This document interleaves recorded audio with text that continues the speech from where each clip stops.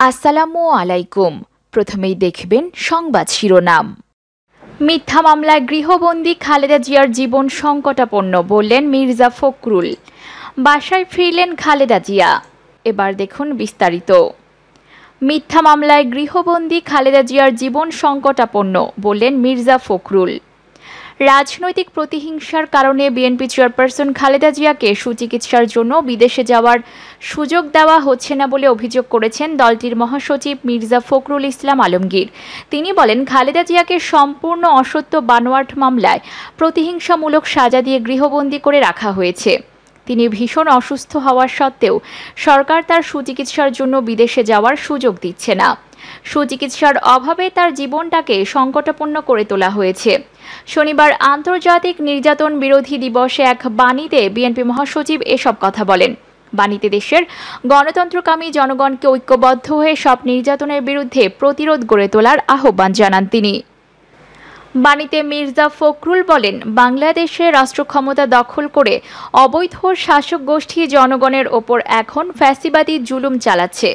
আর এক্ষেত্রে গুম ও বিচার বহির্ভূত হত্যাই হচ্ছে শাসক গোষ্ঠীর প্রধান অস্ত্র। বিভিন্ন অভিযানের নামে সারা দেশে বেআইনি হত্যার হিড়িক পড়ে গেছে। আর এই সমস্ত অভিযানে বিএনপি সহ বিরোধী দল ও মতের মানুষদের বেছে বেছে হত্যা করা হয়েছে। দেশে মানুষের ন্যায় বিচার পাওয়ার সকল পথ বন্ধ হয়ে গেছে।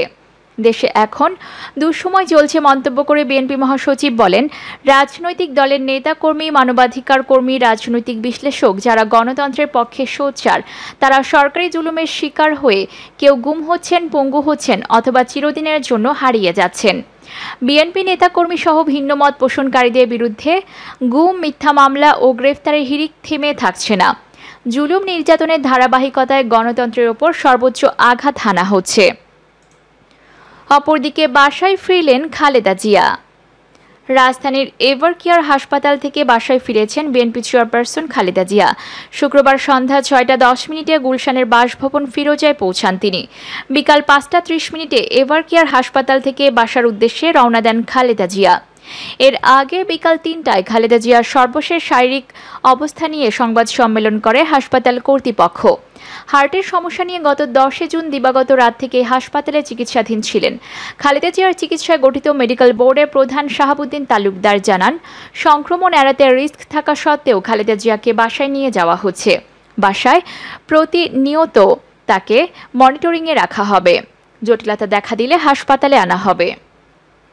মেডিকেল বোর্ডের সদস্য এফ.এম. সিদ্দিকী বলেন, খালেদা জিয়ার কিডনির জটিলতা কিছুটা সমাধান করা গেলেও অভ্যন্তরীণ রক্তক্ষরণ এখনও বড় চ্যালেঞ্জ। তিনি বলেন, ওনার ব্লাডিংয়ের চান্স, সিরোসিস অফ লিভার সেটা কিন্তু রয়ে গেছে। এটার কোনো চিকিৎসা হয়নি। আমরা শুধু ওনার ব্লিডিং স্পট থেকে মাইগ্রেশন করে বন্ধ করে রেখেছি। সেগুলি গত 6 মাসে কী অবস্থা হয়েছে আমরা কিন্তু ফলো আপ করতে পারিনি। এখন ক্যারিয়ার কন্ডিশনের জন্য ওনার ফলো আপ করা আরও রিস্কি হয়ে যাচ্ছে। তবে এখনও খালেদা জিয়ার ফ্লাই করার মতো শারীরিক সক্ষমতা আছে। বিদেশে নিয়ে চিকিৎসা করলে হয়তো তিনি সুস্থ হয়ে উঠবেন। খালেদা জিয়ার শারীরিক অবস্থা ভালো নয়, কিন্তু হাসপাতালে করোনা সংক্রমণ বৃদ্ধি পাওয়ায় আপাতত তাকে বাসায় নেওয়া হচ্ছে বলে জানিয়েছেন তার ব্যক্তিগত চিকিৎসক doctor AZ M Zahid Hossain.